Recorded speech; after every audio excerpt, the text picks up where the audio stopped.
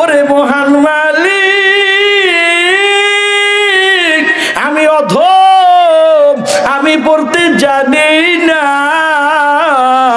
ওরে আল্লাহ, তুমি যত মহান, তোমার কালামটাও তত মহান। ওরে আল্লাহ, তুমি আমাকে দামি করে নাও, আমি নগণ্যকে তুমি মেহেরবানি করে কবুল করে নাও রে বাবা। ও বাংলা বাজারের যুবতী ভোর, ও পর্দানিশি মা, এই জন্য মা বেশি বেশি কোরআন তেলাওয়াত করবেন রমজান মাস। আল্লাহ এই রমজান মাসের সাথে কোরআনের আলাদা একটা সম্পর্ক করে দিয়েছেন। যখন সুযোগ পাবেন তখনই আল্লাহর কোরআন তেলাওয়াত করবেন। চার ইমামের বড় ইমাম ইমামে আবু হানিফা রাহমাতুল্লাহি আলাইহি, এত বড় কুতুবুল আলম, এত বড় আল্লাহর শ্রেষ্ঠ ওলি ইমামে আবু হানিফা, এত বড় কুতুব, রমজান মাস পাওয়ার পর এই ইমামে আবু হানিফা রাহমাতুল্লাহি আলাইহি এক খতম, দুই খতম, তিন খতম না, মুফাসসিরিনে কেরাম উল্লেখ করেন, মুহাদ্দিসিনে কেরাম উল্লেখ করেন, ইতিহাসবিদগণ লেখেন ইমামে আবু হানিফা 70 বার আল্লাহর কোরআন খতম করেছে। দেখবেন ধানের সাথে কিছু সিটা থাকে, আছে না নাই? যারা কৃষকওয়ালা ভাই তারা ভালো করে অভিজ্ঞতা আপনাদের জানা আছে। ওই সিটা কিন্তু স্থায়ী না, অস্থায়ী। দেখতে ধানের মতো, দেখতে ধানের মতো, ভিতরে কিন্তু দানা নাই। টুপিওয়ালা অনেক আছে, দাড়িওয়ালা অনেক আছে, ভিতরে ইমানের পাওয়ার নাই। জোরে কোন ঠিক কিনা? দেখতে কিন্তু মুসল্লি ঠিকই নামাজিওয়ালা দেখা যায়, কিন্তু দেখবেন মাঝে মধ্যে সুযোগ সন্ধানী, এরা আস্তে সুযোগে উঠা যা। বুঝতে হবে এরা দান রূপী, দানের চিটা, মুসল্লি নামক ইমান হারা মুসল্লি। জোরে কাও ঠিক কিনা? আল্লাহ সবাইকে হেদায়েত দান করুন। ওইটা কিন্তু জিতে নাই, বরং ঠকলো। কপাল তো সব সময়, হ্যাঁ, এরকম সুযোগ কপালে আসে না, অনেক সময় কপাল পড়ে না, কিন্তু পোড়া কপালে আবার জোরও লাগাইতে হয়। জোরে কোন ঠিক কিনা? যারা উঠে গেছে মনে হয় হয়তো প্রসাব পায়খানার ঢেক ধরছে, এতটুকু আশা করা যায়। তো আবার ফিরে আসবে। আল্লাহ সব ভাইকে চূড়ান্ত হেদায়েত দান করুন। ভাইরা আমার, আল্লাহ বলেছেন আমি রমজান মাস দান করেছি, বড় বরকতের মাস। এই মাসের মধ্যে 3টা স্তর। কেউ রহমত পেয়ে জান্নাতের গ্যারান্টি পেয়ে যাবে, কিন্তু কিছু গাফলতি মুসলমান আছে আমার মতো তোমার মতো, গুনাহও করি আবার তাওবাও করি। আল্লাহ কয় মাগফিরাতের 10 দিন দিয়া দিলাম, যা গুনাহ করেছো এবার তওবা কর, তওবা কর। তওবার মাধ্যমে পৃথিবীর জীবনের সব গুনাহ ক্ষমা হয়ে যাবে। আত্তাইবু মিনাজ যামবি কামাল্লা যামবালা। আল্লাহর পয়গম্বর বলেন, এ উম্মত শুনে নাও, যারা গুনাহ করার পরে গুনাহ থেকে পানাহ চাও, তওবা করো, ওরা কেমন জানি বেগুনাহ মাসুমের মতো নিষ্পাপ হয়ে যায়। জোরে কও সুবহানাল্লাহ। এ বালখের বাদশা ইব্রাহিম ইবনে আদম আল্লাহকে পাওয়ার জন্য দৌড়ায়, জঙ্গলের দিকে দৌড়ায়, আর তাকাইতেছে আল্লাহর কুদরত। আল্লাহর কুদরত কোথায় পাওয়া যায়, কোথায় পাওয়া যায়? জঙ্গলের দিকে যাইতে যাইতে একজন বুজুর্গের সাথে দেখা হয়ে গেল। বুজুর্গ দীর্ঘ সময় ধরে এই জঙ্গলের মধ্যে ইবাদত করে মহান মালিকের। ইব্রাহিম ইবনে আদম সামনে তাকাইয়া দেখে, বুজুর্গের সামনে তাকাইয়া দেখে খানা আর খানা, এত আইটেমের খানা দুনিয়ার মানুষ খায় না। ইব্রাহিম ইবনে আদম অবাক হয়ে গেছে, ডাক দেয়া কয়, বুজুর্গ কতদিন আপনি ইবাদত করেন বলেন? বুজুর্গ ডাক দেয়া কয়, ইব্রাহিম আমি এখানে একদিন, 2 দিন, 3 দিন নয়, আমি এই জায়গার মধ্যে 400 বছর পর্যন্ত ইবাদত করে। আউলিয়ারা কারে আকাবা ইখতিয়ার, জাহেলারা কারে দুনিয়া ইখতিয়ার। আউলিয়ারা কারে আকাবা ইখতিয়ার, জাহেলারা কারে দুনিয়া ইখতিয়ার। মাইলে মোমেন সুয়ে মুমিন মিশাওয়াত, মাইলে কাফের সুয়ে কাফের মিশাওয়াত। আমি এই জায়গার মধ্যে 400 বছর ধরে বলে আমি ইবাদত করি। ইব্রাহিম ইবনে আদম অবাক হয়ে গেলেন, ডাক দেয়া কয়, ও বুজুর্গ, আপনার বাড়ি কই, আপনার ঘর কই, কোথার থেকে আপনার এত সুন্দর খানা হয়? বুজুর্গ ডাক দেয়া কয়, আরে ইব্রাহিম, আমার বাড়িও নাই, আমার ঘরও নাই। ও ইব্রাহিম, যেই খানা তুমি দেখতেছো এটা দুনিয়ার সাধারণ কোনো খানা না। এই খানাটা আমার আল্লাহ 3 বেলা অল টাইম সময় আমার আল্লাহ জান্নাত থেকে আমারে খানা দেয়। হর কে দারাত খৌফে হাকাদার দিল মুদাম জান্নাতুল মাওয়াদে হাদে ওলা মাকাম। এরে মুমিন ভাই, ইব্রাহিম ইবনে আদম পাশে বসে আছেন। বুজুর্গ ডাক দেয়া কয়, ভাই তুমি আমার সাথে খানা খাও। ইব্রাহিম ইবনে আদম ডাক দেয়া কয়, না না, আমি খাবো না। বলে, কেন খাবা না? বলে, আমার খানা তো আল্লাহ পাঠায় নাই, আমি তোমার সাথে বসেছিলাম, তবে আল্লাহ তো আমারও দেখতেছে তোমারও দেখতেছে, আমার জন্য খানা দেয় নাই, তোমার জন্য খানা দিয়েছে। তার মানে বোঝা গেল এখনো আমার নাম আল্লাহর লিস্টে এখনো পুরা যায় নাই। ইব্রাহিম ইবনে আদম চোখের পানি ছেড়ে ডাক দেয়া কয়, রে মালিক, এখনো আমি তোমার সন্ধান চূড়ান্ত পাই নাই। ইব্রাহিম ইবনে আদম এই হালত দেখে দেখে চোখের পানি ছেড়ে ডাক দেয়া কয়, রে আল্লাহ, তোমারে কোথায় গেলে এখন আমি সুন্দর করে পাবো? ও আল্লাহ, আমি আর দুনিয়ার বাদশাহী চাই না, সব আমি লাথি মেরে ও আল্লাহ আমি ফালাইয়া তোমারে পাওয়ার জন্য আসলাম। ইব্রাহিম ইবনে সামনের দিকে দৌড়ায়, একজন রাখালের সাথে মোলাকাত হয়ে গেল। ডাক দেয়া কয়, ও ইব্রাহিম, কই যাও, কই যাও? ইব্রাহিম ইবনে আদম ডাক দেয়া কয়, ও রাখাল, আমি আল্লাহর ঘর বাইতুল্লাহ তাওয়াফ করার জন্য যাই। রাখাল ডাক দেয়া কয়, রে ইব্রাহিম, এই সামনে গেলেই তো আল্লাহর ঘর বাইতুল্লাহ পাইবা, ওই বাইতুল্লাহর মালিকের সেখানে পাইবা। ওই বাইতুল্লাহ যদি যাইতে পারো, বাইতুল্লাহর মালিকেরও তুমি সেখানে পাইতে পারবা। ইব্রাহিম ইবনে আদম বাইতুল্লাহর সন্ধানে পাগল হয়ে গেলেন। ওরে মুমিন ভাই, এই জমিনে একদল বান্দা আছে বাইতুল্লাহ বেশি বেশি যেতে চাই, এরা বাইতুল্লাহর বড় আশিক, বাইতুল্লাহর বড় পাগল। এরা দেখবেন মাঝে মধ্যে কাউকে বলে না, গোপনে যাইয়া আল্লাহর ঘর বাইতুল্লাহ জিয়ারত করে তাওয়াফ করে তারা জমিনে আবার ফিরিয়ে আসে। রে মুমিন ভাই, আল্লাহর ঘর বাইতুল্লাহ যাওয়ার জন্য পাগল হও। মাঝে মধ্যে সেন্ট মার্টিনে যাও, মাঝে মধ্যে কক্সেস বাজার যাও, সিঙ্গাপুর যাও, বিভিন্ন দেশে সফর করার জন্য যাও। রে বাবা, কত লক্ষ লক্ষ টাকা খরচ হয়। মাঝে মধ্যে যদি এমন শখ হয়, একটু মনে মনে নিয়ত করবা, আল্লাহ তুমি তোমার ঘর বাইতুল্লাহ না দেখাইয়া তুমি আমার মরণ দিও না। ওরে মালিক, বাইতুল্লাহ দেখাইও, বাইতুল্লাহ জিয়ারত তুমি করাইও রে আল্লাহ। মায়ার নবীর রওজা আতহারের সামনে যাইয়া সালাম দেওয়ার তৌফিক দিয়া দিও রে বাবা। এমন ভাবে মাঝে মধ্যে আল্লাহর কাছে কান্নাকাটি করে দোয়া করবেন। হে মুমিন ভাই, আল্লাহকে এই রমজান মাসের মধ্যে আমি 3টা ভাগ করে দিলাম। সর্বশেষ আমার কিছু বান্দা, এই বান্দাগুলো 10 দিন চলে গেল, 20 দিন চলে গেল, তারপরও চোখের পানি পালায় না। এই বান্দাগুলারে আমার আল্লাহ চায় এদেরকে মাফ করে দিবেন। এই বান্দাগুলো রমজান মাস পাইছো, গুনাহ ক্ষমা করতে পারো নাই, আল্লাহ কয়, ও বান্দা তোর উপরে লানত হয়ে গেল। মায়ার নবী তোমার উপর লানতের জন্য বদদোয়া করতেছেন। এ মুমিন ভাই, এই জন্য আবার আল্লাহ শেষের 10 দিন শুনাইয়া দিলেন, ওয়া আখিরুহু ইতকুম মিনান নার। মায়ার নবী বলেন শেষের দশক হলো জাহান্নামের আযাব থেকে মুক্তি দিয়া দিবে। এ মুমিন বাবা, এই রমজান মাসটারে মূল্যায়ন করে নিবা। তিনটা ধাপ আমার আল্লাহ ভাগ করে দেয়। এই রমজান মাসের মধ্যেই আমার আল্লাহ মায়ার নবীর উপর কোরআন নাজিল করেছেন।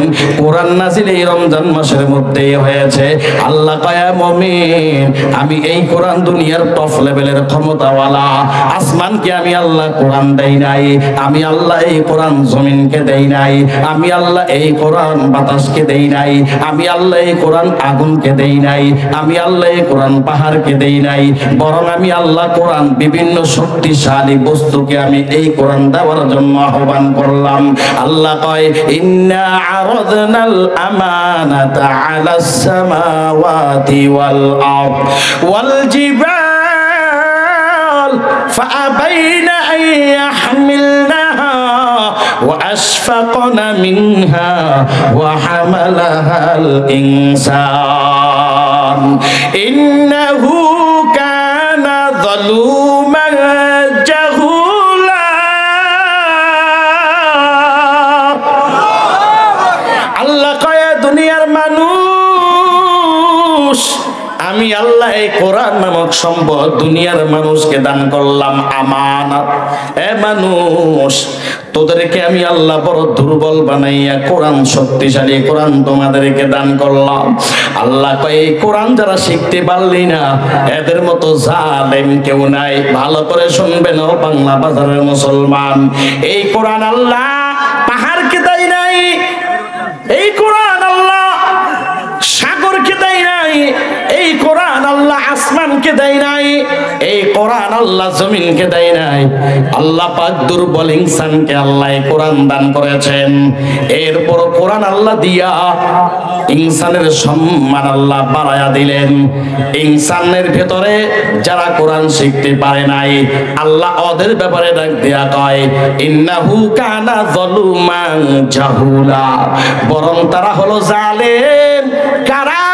যারা কোরআন শিখতে পারে নাই, ওরা হলো জাহেল ও মূর্খ। যারা কোরআন শিখতে পারো নাই, আল্লাহ কয় এই রমজান মাসে আমি আল্লাহ কোরআন নাজিল করলাম। কেন? হুদাল লিন্নাসি ওয়া বাইয়িনাতিন মিনাল হুদা ওয়াল ফুরকান, গোটা পৃথিবীর মানুষের জন্য হেদায়েত। এই কোরআন গোটা পৃথিবীর মানুষের জন্য হেদায়েত। এই কোরআনকে যারা ধরছে, এই কোরআনকে যারা বুকে লাগাইছে, বরং স্বর্ণের চাইতে দামি তারা হয়ে গেছে। এ বাবা শুনে নাও, এই কোরআন ভারতের শিব শক্তি সরঞ্জীব, বর্তমান তার নাম ইসলামুল হক। এই শিব শক্তি সরঞ্জীব একজন টপ লেভেলের দার্শনিক, একজন টপ লেভেলের জাননেওয়ালা। আমেরিকা অক্সফোর্ড বিশ্ববিদ্যালয় থেকে জ্ঞান অর্জন করার পর এমন কোন কিতাব নাই আল্লাহর বান্দা রিসার্চ করে নাই। হঠাৎ করে একদিন সব কিতাব রিসার্চ করার পর হঠাৎ করে রাতে যখন ঘড়ির কাঁটা 12টা বেজে গেল, এই শিব শক্তি সরঞ্জীব আল্লাহর কিতাব নিয়ে বসছে, কোরআনটা নিয়ে উল্টাইতেছে, পৃষ্ঠা উল্টায় আর দেখতেছে কোথায় ভুল বের করা যায়নি। আল্লাহ কয় আমি এমন কিতাব দুনিয়াতে দিলাম, যালিকাল কিতাব লা রাইবা ফি হুদাল লিল মুত্তাকিন।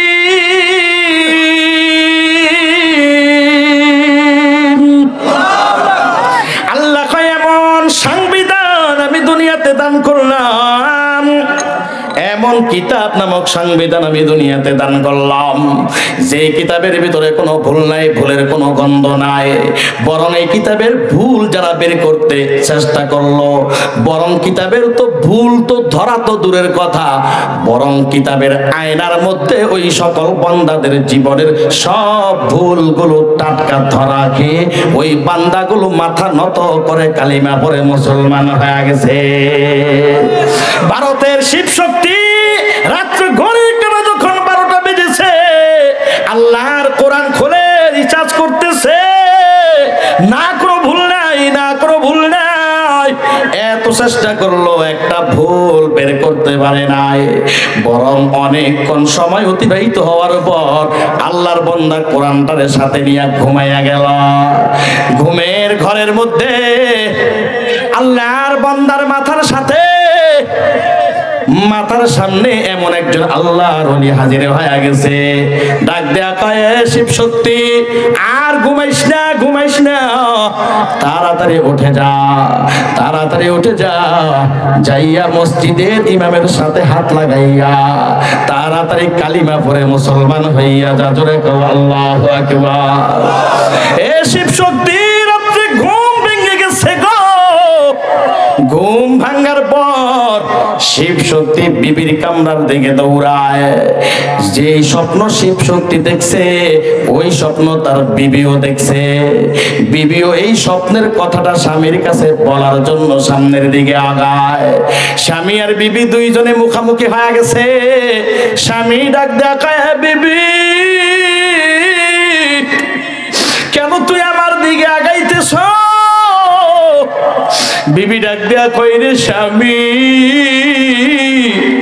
যেই কারণে তুমি আমার দিকে আগাইতেছো আমি বিবিও ওই কারণে তোমার দিকে আগাইতেছি।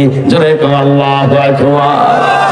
এ মুমিন, কোরআন এমন দামি এক কিতাব, এই কোরআনের সংস্পর্শে যারা লেগে গেছে কপাল তাদের এমন খোলা খুলছে রে বাবা। আল্লাহ দুনিয়াতে তাদেরকে জিরো থেকে হিরো বানায়া দিছে। আজকে একটা কথা বলে যায়, এই চেয়ার দুনিয়ার কোনো এমপি মন্ত্রীও এই চেয়ারে এত সুন্দর করে বসতে পারবে না। এই চেয়ারে যে কেউ বসে কোরআনের বয়ান করতে পারবে না। বরং আল্লাহ যাদের ভেতরে সিনার ভেতরে কোরআনের ইলম দিয়েছেন, যাদের ভেতরে আল্লাহ ইলমে লাদুন্নি দান করেছেন, আল্লাহ যাদেরকে ওয়ারাসাতুল আম্বিয়া বানাইছে, একমাত্র এই চেয়ার ওই বান্দার এই চেয়ারে বসতে পারবে। দুনিয়ার এমপির চেয়ার ভিন্ন, দুনিয়ার মন্ত্রীর চেয়ার ভিন্ন, কিন্তু এই কোরআনের তাফসীরের আলাদা চেয়ার আছে। এই চেয়ারে যে কেউ বসতে পারবে না। একমাত্র আল্লাহ যাকে নির্বাচিত করেছেন ওই বান্দে বসতে পারে। ঠিক কিনা বলা? এরে বাংলা বাজারের মুসলমান গো, এর একমাত্র কারণ আল্লাহর কোরআন। আল্লাহর কোরআন যাদের সিনার মধ্যে লেগে গেছে ওই বান্দারেই কেবল কোরআনের এই দামি স্টেজে বসতে পারে। ওই বান্দারে কেবলমাত্র এই চেয়ারে বসতে পারে রে বাবা। একটু ভালো করে শুনবা, এই কোরআন আল্লাহ কয় আমি রমজান মাসে নাযিল করলাম। এই রমজান মাসের মধ্যে এমন একটা রাত তোমাদেরকে দান করলাম। এই বান্দারা শুনে নে, যেই রাত্রটা হাজার রাতের চাইতে দামি। ইন্না আনজালনাহু ফি লাইলাতিল কদর ওয়া মা আদরাকা মা লাইলাতুল কদর লাইলাতুল কদরি খায়রুম মিন আলফি শাহর। আল্লাহ কয় এমন একটা মাস আমি তোদেরকে দান করলাম, যেই মাসের মধ্যে এমন একটা রাত আমি তোদেরকে দান করলাম। ওই রাত্রি যদি কোনো আল্লাহর বান্দা ওই রাত্রিটারে পায়া যাও, ওই রাত্রটা হলো লাইলাতুল কদরের রাত্র রে বাবা। এই কদরের রাত যেই বান্দা পাবি, আল্লাহ কয় ওই বান্দা 83 বছর 4 মাস লাগাতার ইবাদত করলে যেই সওয়াব, আমি আল্লাহ ওই বান্দারে এই পরিমাণ সওয়াবের মালিক বানায়া দেবা। লাইলাতুল কদর এই রমজানে আল্লাহ দিয়েছেন। আল্লাহ কয় রমজান মাসে আমি কোরআন দিলাম, এই কোরআন পড়বি। এরে যুবক ভাই, আজকে ডাক দিয়া কও হুজুর পড়তে জানি না। আহারে বাবা, কোরআনের মুজিজা এখনো তুই বুঝলি না, কোরআনের আজমত এখনো তুমি বুঝলা না। এই কোরআন জেনে তো দামি এক কিতাব তুমি বুঝতে পারলা না রে বাবা। যারা কোরআন পড়তে পারো না এখনো সময় আছে রে বাবা। মায়ার নবীর সাহাবায়ে কেরাম বার্ধক্য হয়ে গেছে, বার্ধক্য। অথচ এত কষ্ট করে সাহাবায়ে কেরাম কোরআন শিখেছেন। এ মুমিন, দুনিয়ার গাড়ি নারী, দুনিয়ার সব সয় সম্পত্তি চিল্লা, এ দুনিয়ার বাড়ি, দুনিয়ার দালান, দুনিয়ার বিল্ডিং সব তুমি পারো, আল্লাহর কোরআনটাকে কেন শিখতে পারো না রে বাবা? না না না, আল্লাহর আদালতে যাইয়া তোমাকে জবাবদাহি করতেই হবে। কেন তুমি কোরআন শিখতে পারলা না? এই রমজান মাস আল্লাহ কয় কোরআনের মাস, এই রমজান মাসে কোরআন পড়ো। ও পর্দা নিশি মা গো মা, না গো মা, এই সময়টাকে অনর্থক নষ্ট করবেন না আম্মা। এই রমজান মাস হলো কোরআনের মাস, একটু কষ্ট করে হলো মা কোরআন তেলাওয়াত করবেন। ও মা, আপনি যদি কষ্ট করে অক্ষর অক্ষর ধরে ধরে কোরআন তেলাওয়াত করতে পারেন মা, আপনার সম্মান আল্লাহ কি পরিমাণ বাড়াবেন। বলে রমজান মাসে একটা কোরআনের অক্ষর যদি কোনো বান্দা পড়তে পারো, সাথে সাথে তার আমলনামায় 700টা সওয়াব লিখে দেওয়া হয়। 700টা সওয়াবের মালিক হইবেন। এ যুবক, কোরআনটার সিনার মধ্যে ঢুকাইবেন। বিশ্রে হাফিজ এমন একজন বান্দা, যেই বান্দা মদ খাওয়া ছাড়া বাঁচতে পারে না। এই বিশ্রে হাফির কথা শুনেছেন, মদের আড্ডা খানায় চার সব সময় পড়ে থাকতেন। সকালে বের হইতেন, সারাটা দিন রাত 24 ঘন্টা মদের আড্ডা খানায় এরে মদ খেয়ে মাতাল হয়ে পড়ে যাইতেন। একদিন সকালবেলা মদের আড্ডা খানায় যখন তিনি রওনা হয়, রাস্তার মাঝপথে প্রতিমধ্যে একটা সাদা কাগজের টুকরা তিনি দেখতে পায়। পায়ের নিচে যখন কাগজটা পড়ে গেল, বিশরে হাফি ওই কাগজটা হাতের মধ্যে লইয়া, কাগজের মধ্যে দেখা যায় একটা আরবি লেখা। তবে বান্দা তো আরবি লেখাটা কি বুঝে না। এই বান্দা মদের আড্ডা খানায় না গিয়া হাতের মধ্যে কাগজটা লইয়া আবার বাড়ির দিকে ভেগ করেছে, বাড়ির দিকে রওনা। এই বান্দা বাড়ির সামনে আইসা দরজার সামনে আওয়াজ দেয়, ও মা দরজাটা খোলো।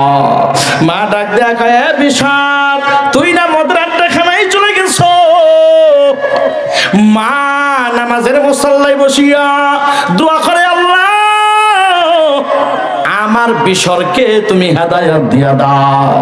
এরে বান্দা শুনবা, মা যখন দোয়া করে সন্তানের জন্য, যদি কোনো মা হাত উঠাইয়া বলে, আল্লাহ আমার সন্তানকে তুমি টাকার মালিক বানাও, আমার সন্তানকে সম্মানের মালিক বানাও, আমার সন্তানকে হাফেজে কোরআন বানাও, আমার সন্তানটাকে আলেম বানাও, আমার সন্তানটাকে একটা সমাজ সেবক বানায়া দাও আল্লাহ। মা যখন দোয়া করবে, যুবক ভালো করে মুখস্থ করে নাও, রেকর্ড করে নাও। মা যখন কোন সন্তানের জন্য এমন ভাবে দোয়া করে, রে বাবা দুনিয়ার গুলি মারলে গুলি মিস হইতে পারে, তবে মা দোয়া করলে এই দোয়া আল্লাহর আরশে সাথে সাথে কবুল হতে দেরি হয় না। এরে মা যখন দোয়া করে সাথে সাথে কবুল হয়ে যায়। মার দোয়া আল্লাহ কোনদিন খালি হাতে ফেরায় না। মা ডাক দিয়া কই, রে আল্লাহ আমার বিশরটাকে হেদায়াত দিয়া দাও, আমার বিশরকে চূড়ান্ত হেদায়াত দাও। মায়ের দোয়া খালি হাতে আল্লাহ ফিরাই নাই। বিশর দরজার সামনে আওয়াজ দেয়, ও মা দরজা খোলা। মা মনে বড় ভয় পাইয়া গেছে, না জানি মাতাল হইয়া উল্টা পাল্টা কি জানি করিয়া দেয়। মা ভয় পায়, ভয় পায়। মা ভিতর থেকে ডাক দেয়া কয়, রে বিশর কেন তুমি ফিরে আসো, বলো তুমি কেন আবার দরওয়াজায় আওয়াজ দাও। বিশর ডাক দেয়া কয়, ও মা আমি রাস্তা দিয়া যাওয়ার সময় একটা কাগজের টুকরা পাইছি গো মা, এই কাগজের টুকরা হাতে করে তোমাকে দেখানোর জন্য আসছি। মা আর বিলম্ব করে নাই। মা মনে মনে বুঝে ফেলছে, হায় হায় হয়তো আল্লাহ হেদায়েতের চাবিকাঠি দিয়া দিছে। মাইয়াহদিল্লাহু ফাহুয়াল মুহতাদ, আল্লাহ যাকে হেদায়েত দেয় ওই বান্দেই হেদায়েতওয়ালা হয়। জোরে কোন ঠিক কিনা? এরে মুমিন, ও বাংলা বাজারের মুসলমান, অপ্রাণ প্রিয় যুবক আমার, মা দরওয়াজাটা খুলিয়া দেখে বাস্তবেই বিশরের হাতের মধ্যে সাদা কাগজ। মা হাতের মধ্যে সাদা কাগজের টুকরা নিয়ে মা তাকাইয়া দেখে লেখা আছে, বিসমিল্লাহির রহমানির রহিম, বিসমিল্লাহির রহমানির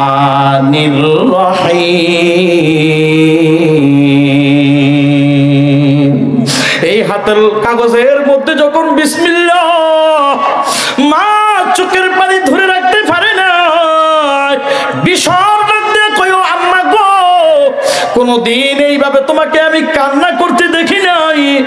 এত কান্না তুমি কেন করো গো মা? কি লেখা কাগজের মধ্যে দেখছো? মা চোখের পানি ছেড়ে ডাক দেয়া কয়, ও সন্তান, এই কাগজের মধ্যে আমার মহান মালিকের নামটা লেখা রে সন্তান। এই কাগজটা পাইয়া রে বাবা তুই নিয়ে আসো। আমার মালিকের ইজ্জত তুই রক্ষা করেছো। আল্লাহ যেন তোর সম্মান রক্ষা করে, আল্লাহ যেন তোর ইজ্জত রক্ষা করে দেয়। মা দোয়া করে দিল, সন্তানের জন্য কবুল হয়ে গেল রে বাবা। মা এই কাগজের টুকরাটারে সুন্দর করে তাকের মধ্যে যত্ন সহকারে রেখে দেয়। এবার বিশর আর বিলম্ব করে নাই, দৌড়াইয়া আবার মাতালের জায়গাতে চলে গেলেন। ওই মদের আড্ডাখানায় মদ খাইয়া শুয়ে আছেন। যখন রাত্রের বেলা, রাত্রে গভীর হয়, জামানার বড় ইমাম হাসান বসরি রহমাতুল্লাহি আলাইহি আল্লাহ ডাক দেয়া কয়, ও হাসান যাও, তাড়াতাড়ি যাও, আর ঘুমাইবা না, যাও যাও যাও। আমার একটা গোলাম ওই মদের আড্ডাখানায় পড়ে আছে মদ খেয়ে, ওই গোলামটারে উঠায়া আমি আল্লাহর পক্ষ থেকে ওই বান্দারে যাইয়া সালাম জানায়া দাও। কাদের কুদরত দারি বার কামাল, আনতা রব্বি আনতা হাসবি জুল জালাল। হাসান বসরি বিশরের দরওয়াজার সামনে হাজির।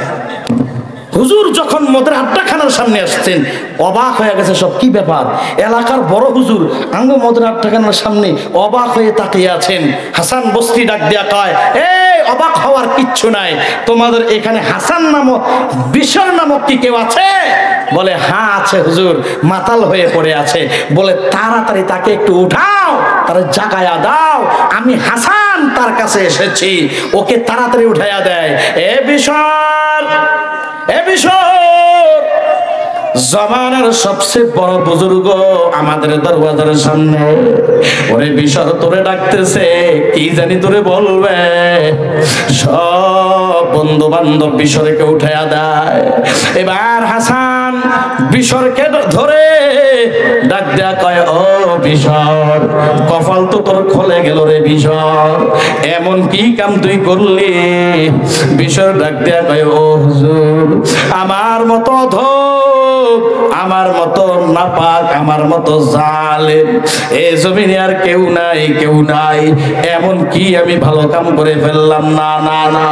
হাসান ডাক দেয়া কয়, হাসান বসে ডাক দেয়া কয়, বিশর, যা যা, সর্বপ্রথম সুসংবাদ, আমার আল্লাহর পক্ষ থেকে তোরে আল্লাহ সালাম জানাইছে। বিশর চোখের পানি আর দূরে রাখতে পারে নাই, ডাক দেয়া কয়, বুজুর্গ, এমন কি আমল করলাম আমার নাম আল্লাহর আদালতে চলে গেল, আল্লাহর কাছে আমার নামটা পর্যন্ত চলে গেল। ওই আল্লাহর পক্ষ থেকে আমারে সালাম জানাইছে, আর বিলম্ব করে নাই। এই কথা শুনে এক দৌড়ে বাড়িতে চলে গেল। ভালো করে গোসল করিয়া, উযু করিয়া, পুত পবিত্র হইয়া মায়ের পা ধরে দোয়া চায়, ও আম্মা যান, মা গো মা, তুমি আমার কপালে চুমু খাই একটা দোয়া করে দাও মা, আর মরণ পর্যন্ত কোনোদিন, ও মা, আর মরণ পর্যন্ত কোনোদিন আমাকে মদের আড্ডাখানায় দেখবা না, আর গুনাহের মহলে দেখবা না।